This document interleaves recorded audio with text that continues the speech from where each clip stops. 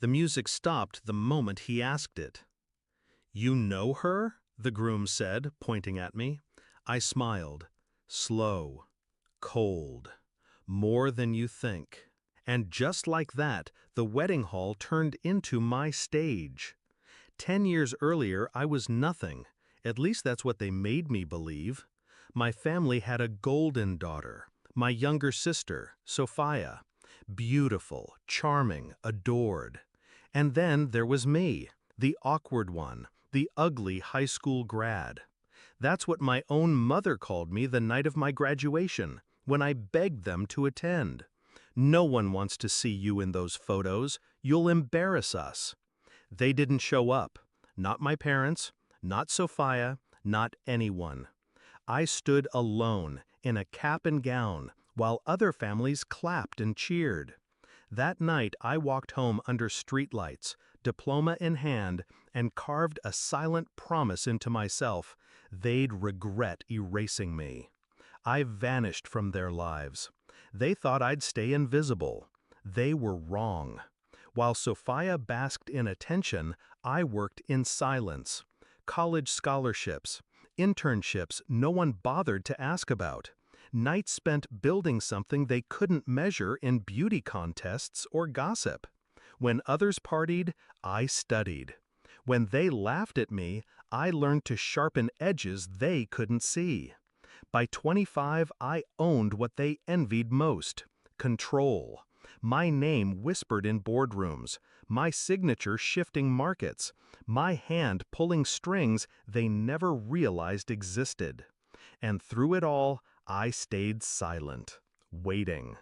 The betrayal came full circle when I received Sophia's wedding invitation. At first I thought it was mockery. Then I saw the groom's name, Adrian. He was mine once, my only secret, my first kiss, back when I was 16 and invisible. We met in the library, shared stolen conversations in quiet corners. He told me I was different, special. For a while I believed him, until one day he stopped showing up. Weeks later I saw him at a party, with Sophia on his arm. She laughed when she saw my face and whispered, "Men don't choose shadows." That was the last time I ever cried over either of them. And now, 10 years later, they wanted me at their wedding. Perfect. I arrived like smoke. A fitted black dress, hair swept back, no desperation in my eyes. The family who once called me worthless gawked like they'd seen a ghost. But I didn't flinch. I moved through the hall with the calm of someone who already owned the ending. The ceremony began, glittering and hollow. My parents preened in the front row. Sophia glowed, radiant in white, Adrian by her side, smug and oblivious. Until the moment he saw me. His face drained, recognition flickering. He whispered something to Sophia, but she brushed it off with a smile. At the reception, he couldn't resist. He approached, glass in hand, trying to sound casual. "You look different." I tilted my head. "No, you just never looked properly." That's when he asked, "You know her?" loud enough for the table to hear. And I gave him the line I'd carried for years. "More than you think." The silence after was delicious. I leaned closer, voice low but sharp.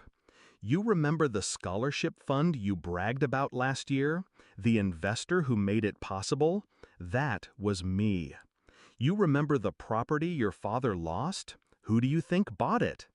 Every step you've taken upward, Adrian, I've been 2 floors above, watching."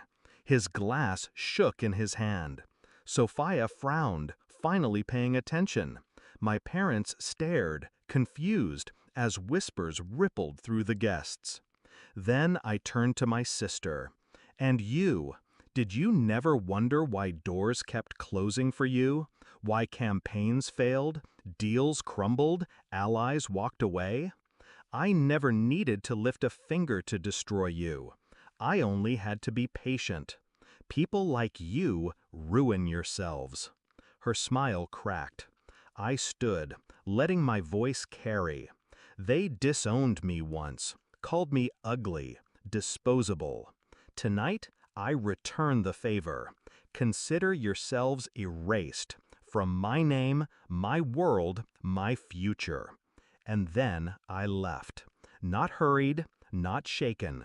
I walked out as the whispers grew louder, their empire of glitter collapsing under the weight of truth. That night, I sat in my car and looked at my reflection in the rearview mirror. Not beautiful, not ugly, just me, stronger than the girl they discarded. Revenge hadn't been fire or fury. It had been silence, patience, and precision. Now, when they look back, they'll remember not the wedding, not the vows, not the flowers. They'll remember the moment the forgotten girl stood up, smiled, and reminded them all, shadows don't disappear, they wait. And when the light burns out, they're all that remain.